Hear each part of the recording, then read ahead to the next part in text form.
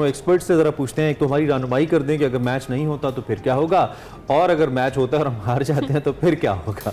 इन दोनों से पूछते हैं। वेलकम रिशाद भाई, वेलकम वैस, thank you very much both of you, आपने ज्वाइन किया। रिशाद भाई, आपसे पहले हम स्टार्ट करते हैं क्योंकि आप हमें जो ना कम ज्वाइन करते हैं, तो लिहाजा आपसे हम स्टार्ट कर लेते हैं। सबसे पहले तो हमें ये बताइए कि 172 रन पे पूरी टीम का आउट हो जाना, was it surprising for you, या एक पहले टेस्ट के कोलैप्स के बाद, या इनफैक्ट पहली इनिंग्स के कोलैप्स के बाद भी हम कह सकते हैं, उसमें भी कुछ खातिर खा रन्स नहीं थे, आपको लग रहा था कि दोबारा भी कुछ ऐसा हो सकता है? आप इस स्कोर को कैसे देखते हैं जो पाकिस्तान टीम ने किया सेकेंड इनिंग्स में? जी इमरान, मेरे लिए तो बिल्कुल सरप्राइजिंग नहीं था। अब जो पाकिस्तान टीम का ग्राफ जा रहा है, एनीथिंग कैन हैपन। और मैंने एक आर्टिकल भी अभी एक्सप्रेस ट्रिब्यून के लिए लिखा था, उसमें मैंने ये लिखा था कि हर दफा एक न्यू लो आता है और हम समझते हैं कि अब इससे नीचे नहीं जा सकते, उससे भी नीचे जाते हैं। तो अब ये नजर आ रहा है, अगर आज बारिश नहीं होती तो डेफिनेटली, बिकॉज 42 पे किसी खिलाड़ी को आउट नहीं कर सके पाकिस्तानी बॉलर्स। और बैटिंग कोलैप्स अपनी जगह, लेकिन बॉलर्स का भी परफॉर्मेंस उसी पिच पे बांग्लादेश के बॉलर्स ने इतनी जबरदस्त बॉलिंग की, इतनी अच्छी लाइन लेंथ से, उनका बाउंस जो था वो इतना परफेक्ट था। और फिर आप हैरत होती है कि पाकिस्तानी बॉलर जो है वो नी से ज्यादा उनकी बॉल बाउंस नहीं कर रही, वो किसी किस्म की थ्रेट पोज नहीं कर रहे हैं उनके बैट्समैन के लिए। और तो ये बड़ी सरप्राइजिंग बात है कि पूरी टीम का जो अप्रोच है, मुझे ऐसा लग रहा है कि डिप्रेशन है सेट इन पाकिस्तान टीम।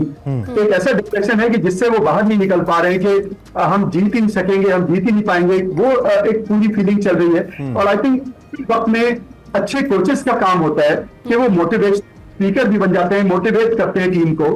लेकिन आई एम सॉरी टू से, जो अजहर महमूद जैसे कोचेस का जो ग्राफ है, अरसे से टीम के साथ हैं लेकिन टीम को मोटिवेट नहीं कर पा रहे। इनको इस्लामाबाद यूनाइटेड ने भी बहुत अरसे पहले फारिग कर दिया था। जेसन गिलेस्पी अब आए हैं, अब देखिए उनकी पहली सीरीज है, और जिस तरह गैरी कर्स्टन को हमने एक शॉक दिया था कि T20 वर्ल्ड कप में इस बुरी तरह फर्स्ट राउंड में बाहर हो गए, तो उसी तरह मुझे लगता है गिलेस्पी को भी ये शॉक लगेगा। लेकिन I think moving ahead, I think domestic cricket is the only answer. Domestic cricket को कॉम्पिटिटिव बनाना, उसमें 4 डे गेम, ज्यादा से ज्यादा बॉलर और बैट्समैन को खिलाना, बेहतर होगा परफॉर्मेंस। सही है। अच्छा वैस, पहले तो आप बताएं कि मौसम कैसा है वहाँ का, और किस तरीके से असरअंदाज हो सकता है आज के मैच पे, क्योंकि अभी हम पहले डिस्कस कर ही रहे थे कि डगवुड मेथड तो नहीं लगेगा। अगर बारिश होती है तो फिर क्या सूरत हाल होती है, और अगर आज के दिन का खेल नहीं हो पाता बारिश की वजह से तो? नहीं, आप दोनों अपना बारिश का स्टार्ट नहीं कर रहे थे, मैंने कहा शायद आप लोगों की कोशिश है मौसमी बारिश पाकिस्तान को बचा दे, नहीं बचाती, टेंशन ना लें आप दोनों। जो हालात इस वक्त यहाँ पर, क्योंकि वैसे बारिश उनसे एक्सपेक्टेड क्या है, इंटीरियर मिनिस्ट्री के हाथ में है वैसे ये कर लेना, इंटीरियर मिनिस्ट्री कर सकती है, ये मसनूई बारिश वो करवा सकते हैं, नॉट ऑन द मैच। वो शायद मैच ही बंद करवा सकते हैं, उनकी तो पावर इस वक्त है। लेकिन आपको पता है 11 बजे एक्सपेक्टेड है वैसे बारिश, लेकिन ये जो स्कोर कार्ड है ये लगभग घंटे की मार है बांग्लादेश के लिए, क्योंकि अब उनके बैट्समैन सेट हैं और इतना ज्यादा स्कोर है नहीं यहाँ पर। हाँ, कोई मैजिकल डिलीवरीज हो जाए पाकिस्तान की तरफ से तो ये नेवर नो, लेकिन जिस तरीके से पाकिस्तान ने परफॉर्म किया इस पूरी टेस्ट सीरीज में, तो इमरान भाई, let's come to the fact, we don't deserve to be the test series, और हम डिजर्व भी नहीं करते। हम लोग जाके टेस्ट चैंपियनशिप के फाइनल में खेलेंगे। इंपॉर्टेंट मैच इसलिए भी था क्योंकि पाकिस्तान अगर टेस्ट चैंपियनशिप की दौड़ में रहना चाहता था, ये बड़ा इंपॉर्टेंट था कि आप जीतते, लेकिन अनफॉर्चुनेटली वो इश्यूज आपके रहे। अगर start of the batting order से बात करूं, आपके ओपनिंग डिपार्टमेंट के अंदर अब्दुल्ला शफीक आपको बिल्कुल ऑफ कलर नजर आपको आए। उसके बाद बाबर आजम पे सबसे ज्यादा तनकीद हो रही है, और वो होनी भी चाहिए, क्योंकि जब आप सीनियर कैंपेनर की बात करते हैं, लीड फ्रॉम द फ्रंट की बात करते हैं, ऐसा प्राइम बैट्समैन की बात करूं तो उनकी बहुत ज्यादा डिक्लाइन आया। मैंने आपको याद है बताया था 2022 में उनकी एवरेज 56-57 के करीब थी। अब अगर आप 2024 में देखें 38-37 होती है, ये बहुत बड़ा डिप है। 2-3 का डिप नहीं है, बहुत बड़ा डिप है। वैसे ये जो आप भी और रिशाद साहब भी और दीगर एक्सपर्ट्स भी डोमेस्टिक क्रिकेट की बात करते हैं, हमें समझ आती है डोमेस्टिक क्रिकेट का स्ट्रक्चर बेहतर होना मुल्क के लिए और किसी भी टीम के स्ट्रक्चर के लिए बहुत बेहतर है, और उसमें हम एग्जांपल्स भी दे सकते हैं। ऑस्ट्रेलिया के एग्जांपल हमारे फॉर्मर कैप्टन और फॉर्मर प्राइम मिनिस्टर दिया करते थे। फिर इंडिया की एक लिविंग एग्जाम्पल है फिल वक्त, जो इस वक्त जबरदस्त है तमाम क्रिकेट फॉर्मेट्स के अंदर, इवन उनकी विमेन टीम बहुत अच्छा परफॉर्म करी है। लेकिन हैविंग सेड दैट, हमारे पास जो प्लेयर्स हैं इस वक्त, इनमें से कोई ऐसा तो नहीं है जो आउट ऑफ सिस्टम आया हो, या जिसने किसी किस्म का कोई फॉर्मेट, बहुत एक आध कोई शायद प्लेयर होगा जिसने कोई एक सर्टन फॉर्मेट ना खेला हो, बाकी तो सारे प्लेयर्स एक सर्टन सिस्टम के जरिए आए हैं, और अब now they have got enough international experience to perform. I mean सबकी जो इंडिविजुअल स्टैंडिंग है, मेनली जो 5-6 हमारे परफॉर्मर्स हैं उनकी बड़ी जबरदस्त है। Whether you take it Shaheen, you take Naseem, you take Babar, you take Rizwan, ये सारे वो प्लेयर्स हैं जो एस्टैब्लिश्ड प्लेयर्स हैं।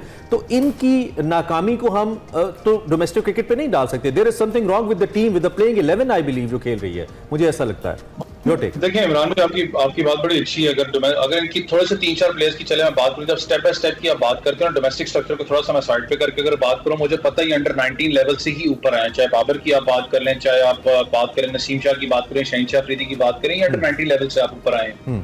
लेकिन मसला आपको कहां पर नजर आता है? डोमेस्टिक क्यों कहा जाता है कि इंपॉर्टेंट होता है? डोमेस्टिक के अंदर आप जाके लॉन्गर फॉर्मेट 4 डे क्रिकेट खेलते हो। जब 4 डे क्रिकेट खेलते हो आप में टेम्परामेंट भी आता है, आपको पता है कि मैंने शॉट सिलेक्शन क्या करनी है, आपको पता है मैंने कप्तानी किस तरीके से करनी है। क्यों? वहां पर आपने पूरी टीम को 2 दफा आउट करना है, आपने T20 4 ओवर करवा के 20 ओवर करवा के आपने साइड पे नहीं हो जाना, तो आप रीथिंकिंग फेज में जाते हो।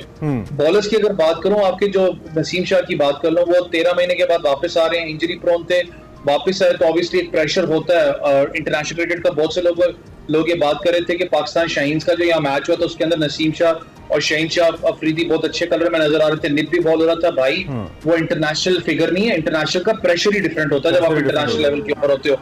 नसीम शाह की बॉडी लैंग्वेज से पता लग रहा था। शहीन शाह अफरीदी का जो इशू रहा है, इतनी ज्यादा अपने T20 खेली है, आप तो चले वो अंडर 19 वाला जो सर्किट की बात कर रहे हैं कि स्टेप बाय स्टेप तो अपनी जगह है, लेकिन अगर रिसेंटली आप देखें इन लड़कों ने कितने डोमेस्टिक मैचेस खेले हैं, वो सबसे बड़ी चीज है। पता कलामी की माजरत, आप उसी पॉइंट से जरा मैं थोड़ा सा और आगे चलना चाहता हूं कि हमने उन प्लेयर्स की बात की कि वो 4 डे क्रिकेट खेलते हैं, उनका स्टेमिना, उनका टेम्परामेंट, उनकी ट्रेनिंग, उनकी फिटनेस, लेकिन ये लोग तो ऑलरेडी आई बिलीव 30 40 टेस्ट खेल चुके हैं। इनकी जो ट्रेनिंग वहां पे होनी थी वो इंटरनेशनली हो चुकी है। They know what the pressure is, they are playing at their home with the team जो कि 7वें 8वें नंबर पे है, तो फिर जस्टिफाइड है ये परफॉर्मेंस?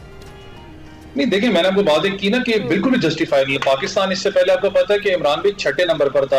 अगर आप टेस्ट चैंपियनशिप जीतते, ये वाले 2 मैचेस जीतते, तो आप जंप करते 5वें 4थी पोजीशन पे आप जंप करते, तो बड़ा एक स्ट्रॉन्ग आपका यहाँ पर पोजीशन होती। मसला ये है कि जो हालिया आप देखें ना अरसे के अंदर पाकिस्तान के जितने भी लड़के हैं, चाहे उसने 30 टेस्ट मैचेस क्यों ना खेले हो, इस साल पाकिस्तान ने कितने टेस्ट मैचेस खेले हैं? चले टेस्ट मैच छोड़ दें, आपके लड़के ने कितने 4 डे क्रिकेट खेले हैं कि उस रिदम के अंदर आए कि उसको पता हो कि मैंने लॉन्गर फॉर्मेट खेलना है। आपके ज्यादातर लड़के तो लीग क्रिकेट में बिजी थे, आपके ज्यादातर लड़के T20 में बिजी हैं। इस वक्त एक और भी नई जंग है यहाँ पर, इस वक्त एक और भी नई जंग आपको पता छिड़ी हुई है, जो आपने बहुत अच्छी बात है कि आप वो चैंपियंस के नाम से एक टूर्नामेंट करवा रहे हो। क्योंकि मुझे भी याद है कि हमारे टाइम पे 90s के अंदर हमें होता था कि यार हमने सियालकोट स्टैलियंस के लिए खेला लाहौर लायंस, क्योंकि वो इतना ज्यादा पूरी दुनिया के अंदर आपको पता है उन टीम्स का नाम था, उनका रोब था लाहौर लायंस, सियालकोट स्टैलियंस वगैरह की बात करें। लेकिन उसमें भी अब इस वक्त एक जंग छिड़ी हुई, आपको पता है वो जो AI वाला मॉडल है जिसमें से आपने टॉप परफॉर्मेंस निकाल के टीम के अंदर लेके आने हैं, उसमें भी अभी थोड़े दिनों के बाद आप बहस देखिएगा स्टार्ट हो जाएगी कि ये लड़का परफॉर्म कर रहा था, इसको क्यों नहीं पिक किया गया, ये लड़का परफॉर्म कर रहा था, इसको क्यों नहीं पिक किया गया। तो ये बहुत सी चीजें इस वक्त पाकिस्तान क्रिकेट बोर्ड को देखने वाली है।